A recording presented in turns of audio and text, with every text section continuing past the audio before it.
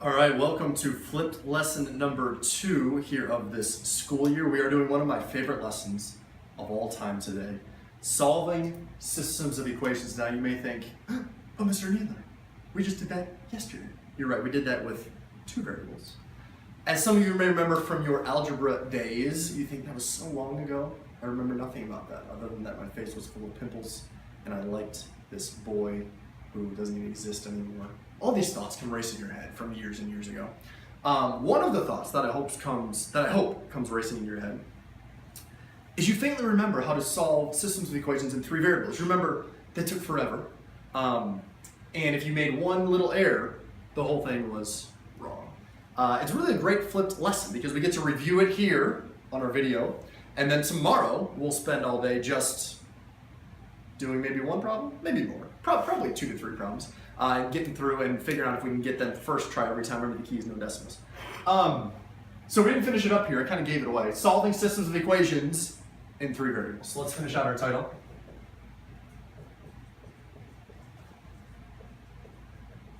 Again, I hope you are taking notes. We reminded you for the first flipped lesson that you do need to write this down in your notes. So hopefully you have them with you. If not, find a piece of paper and bring that paper back with you tomorrow and put it in your notebook. The good thing about today is there's only, I was gonna say 1 point, there's actually 2 points. One main point. The first way we'll look, and this is really the main way that we will do it, solve by elimination. Now remember, our last lesson talked about systems of equations with 2 variables, and there were 3 methods: elimination, substitution, graphing. Okay? We're gonna start with elimination, then we'll look at substitution. Why is there not graphing, is the question. What happens when you get an equation with 3 variables? It's not a line anymore, it's a plane. Excuse me, so in order to graph these equations, they would be flat surfaces. So you would have 3 flat surfaces that intersect somewhere, kind of 3D almost. So we can't graph those by hand. You may think, oh good. 2 variables we could graph by hand because they were just lines, 3 lines that intersected somehow. 3 variables, instead of 2, x, y, z now, we cannot graph. So, just 2 methods, elimination, substitution. Elimination is the first one. Let's look at our only definition of the day, an ordered triple. Okay, here it is, ordered triple, the solution of a system of equations with 3 variables. i.e., what does that stand for?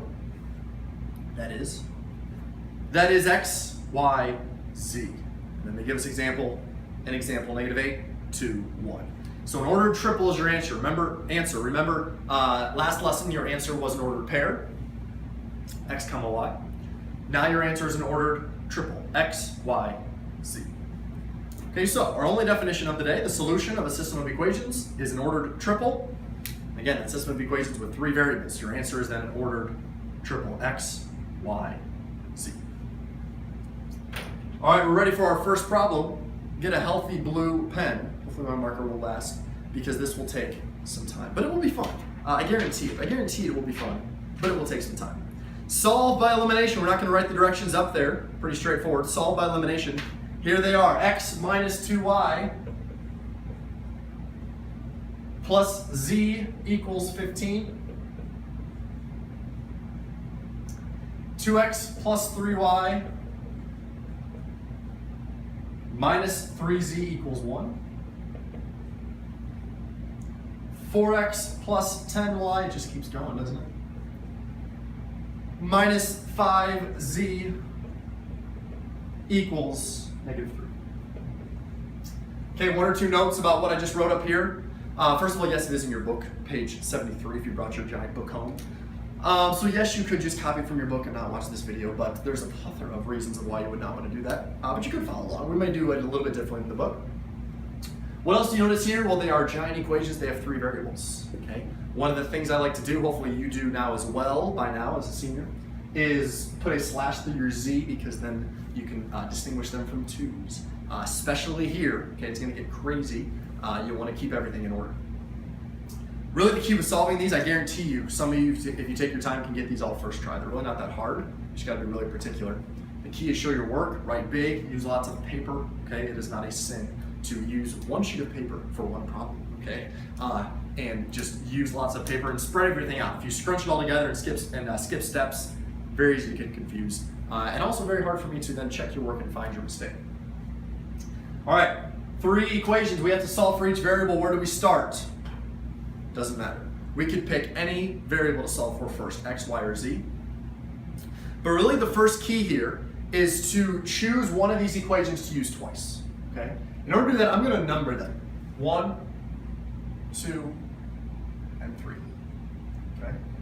How does numbering help me?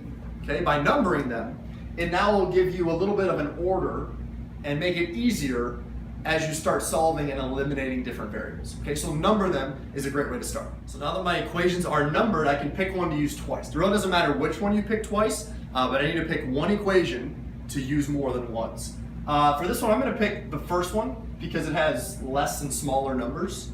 Okay, so I'll pick the first one twice. I'm gonna set up kind of 2 different columns to work through. Let's go over here and let's write equation 1 twice. X minus 2y plus z equals 15. We're gonna write it again.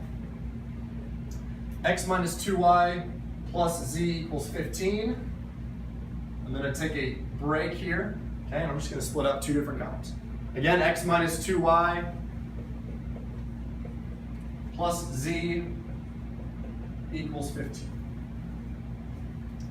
All right, now that I've chosen 2 equations, or excuse me, 1 equation to use twice, now I just plug in equation 2 and 3. Okay, so let's write equation 2. 2x plus 3y minus 3z equals 1. And I'm going to write equation 3 over on the right side. 4x plus 10y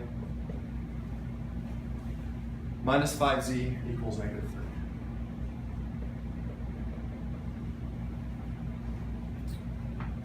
Okay, so my equations are numbered and I have them set up in a line here and I can start eliminating. Okay, because this doesn't matter, I'm gonna choose the x's. And again, it doesn't matter which one you select to eliminate. We're gonna eliminate the x's, so how would I do that in this first one? Multiply the top equation by 2. Now again, you could multiply by negative 2 and then add. I like to just multiply by the same thing and then subtract it later. Okay, so let's multiply the top by 2. Parentheses around the whole thing, that shows the 2 goes to each term. Distribute, let's bring it down here. 2x minus 4y plus 2z equals 30. That last step is one that students will often get confused on. Do never forget to multiply the number you're multiplying by, in this case 2, by the last term as well. Okay, if you don't, you will get confused at the end and get the wrong answer. Okay, this one we're not doing anything to, so just bring it down. 2x plus 3y minus 3z equals 1. All right, we'll go to that side in a minute. Let's finish here. How do I eliminate the x's now? Subtract out. Again, parentheses shows that I'm subtracting the whole thing. Add down, I get 0 here. Negative 4y minus 3y. Don't forget to bring this negative here. Negative 4y minus 3y, negative 7y. 2z minus a minus 3z plus 5z. 30 minus 1, 29. Okay, if you follow along in your book, you'll notice their equations a little bit different. Their signs are all different. That's fine. You still get the same answer. But the way we did it, we got negative 7y plus 5z equals 29. That will work.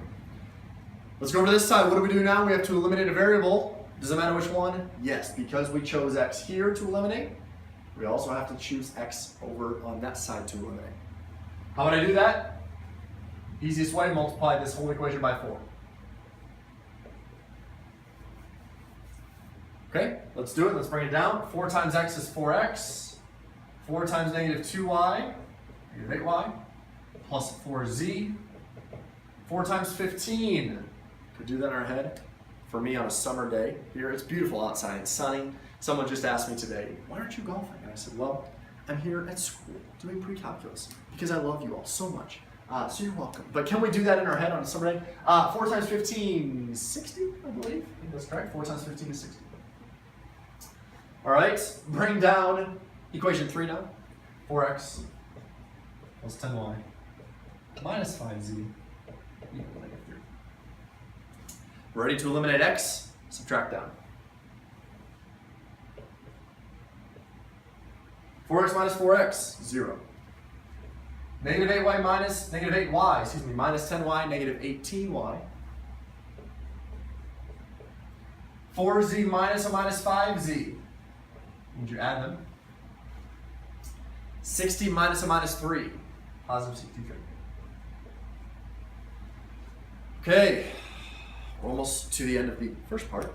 What do we do now? Notice from last lesson we have 2 equations and 2 variables. So you can solve them any of the 3 methods: substitution, elimination, or graphing. We're on the elimination train, that's what I would recommend. Let's do elimination. Bring them together. These arrows will show we're ready to kind of abandon the 2-column format, bring it all back into one. Negative 7y plus 5z equals 29. Make sure you copy it correctly. There's also another error that many students will partake in. Negative 18y plus 9z equals 63. Notice I'm using a lot on the board. I'm recopying things. I'm not skipping any steps. The minute you start skipping steps, the harder it will be. How do I solve those 2? We just said the 3 methods. Let's do elimination. Which variable do I eliminate? Again, doesn't matter. Looking at it, 7 and 18, 5 and 9, maybe this one would be easiest. Okay, I think that's what the book chooses as well. So let's eliminate z. How would I do that? You gotta find a number that both of these go into. Smallest number preferred. How do you usually find that? Normally, if you multiply the 2 numbers together, that'll be your answer. That'll be your number. 5 times 9 is 45. Let's do that. What does 5 need to be multiplied by to give me 45? 9.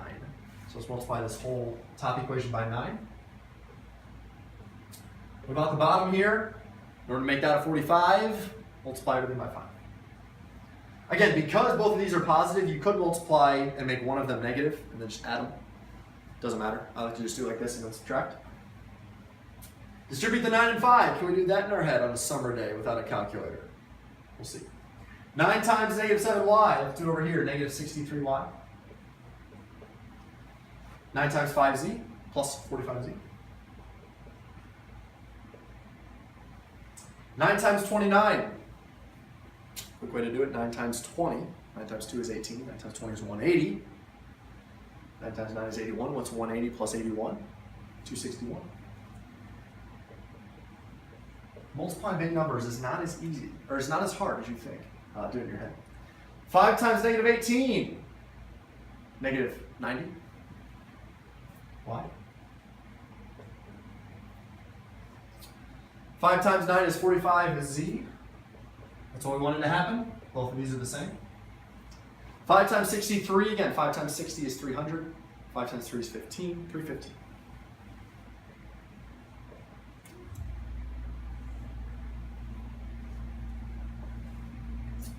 Okay, I'm ready to eliminate the z's. Have to subtract. Subtract this whole second equation. Make sure you put parentheses and think I have to subtract everything. 63 minus a minus 90 is a positive 90 minus 63. So positive 27y. 45z minus 45z is 0. 261 minus 315. Okay, you might have to bust out your calculator for this one. 261 minus 315 would be 50 something, 53, 57, let's do it. 315 minus 261. But it's negative, so 54, negative 54. Last step here with my first variable, how do I solve for y? 27y equals negative 54, you can get rid of that 0. Divide by 27. When you do that, y equals negative 2. How do I know that's correct? I don't totally know that's right just yet, but here's my clue. It's never a decimal. It's always going to be a whole number. Negative 2 is a whole number. It's also, 99% of the time, the problems I give you, going to be between negative 10 and 10. Okay? So, that is between negative 10 and 10. It is also not a decimal. It is probably correct. Let's look how to finish the problem. Let me pause a minute to make sure my video is still going. I just had some issue with storage. All right, I think we're still rolling. I'm trying to find the ordered triple. Remember our definition? X comma Y comma Z. Let's write our ordered triple here in the top right. X comma Y comma Z. What do we just find? Y. Let's plug it in. -2. I need 2 more pieces. How do I take what I just found and finish out this ordered triple? You take what you found, go halfway back. Here's what I'm going to do. I'm going to take this -2 for Y, and I'm going to go halfway back to either here or here. Now, why don't I go all the way back? Again, some of you might remember, but here's the review. Is if I take this Y and go all the way back and plug it into here, what happens? I'm left with 2 variables still, 2 unknowns. Remember, every equation to solve, you just want 1 unknown. By going halfway back, this allows me to plug Y in and just have 1 unknown. Which equation do you want to plug it into? It doesn't matter. Either of these 2, halfway back. We have some room over here. This one's a little easier, smaller numbers. Let's do it over here. So I'm going to take that -2. I'm going to plug it in for Y, right there. And I'll just solve for Z. So I would draw an arrow if I had some room, and I'd say -7 times -2, what I just found for Y, plus 5Z equals 29. Notice just 1 unknown. Solve for Z. Positive 14 plus 5Z equals 29. Subtract 14, 5Z equals 15. Divide by 5. Again, we have a whole number that's between -10 and 10. Looking good. Z is 3. Last step, how do you think I solve and find X? All the way back to the start. Over here. Or there. Any of these 3 will work. You can plug Y and Z into any of these 3 and solve for X. Let's do the first one. We're solving for X. I know that Y is -2. And I know that Z is 3. Okay? Notice I went all the way back. You could go here, like after we multiply by 2, but it's easy just to think go all the way back to one of the originals. Doesn't matter which one. Solve for X. -2 times -2 is plus 4. Plus 3 equals 15. This is 7. Subtract 7. X equals 8. We have found the ordered triple. Let's check and make sure we're correct. 8, -2, 3 is correct. Notice they're all between -10 and 10. We're not going to do it, but what does that mean? Why did we find that? That means that that is the only point, or ordered triple. It's not really a point, but it's remember, it's on a plane, a 3D graph, that will make each of these true. No other numbers, if you put them into these equations, will make the statements true. Only 8, -2, and 3. Let's do it real quick. 8, -2, -2 is 4. 8 plus 4 is 12. Plus 3 is 15. 15 equals 15.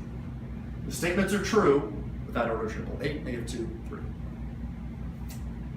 Not too bad. Hopefully it didn't take up your whole paper and your blue pen lasted. Mine did a decent job. The last thing we're going to look at is substitution. And I think for sake of time, okay, because these are long, we will look at that tomorrow. Okay, the primary focus of this lesson is elimination. That's the main one we're going to use. Substitution is a little bit extra. We'll start with that tomorrow, and then we'll take your questions and go over some more elimination problems. Thanks for tuning in. We'll see you next time.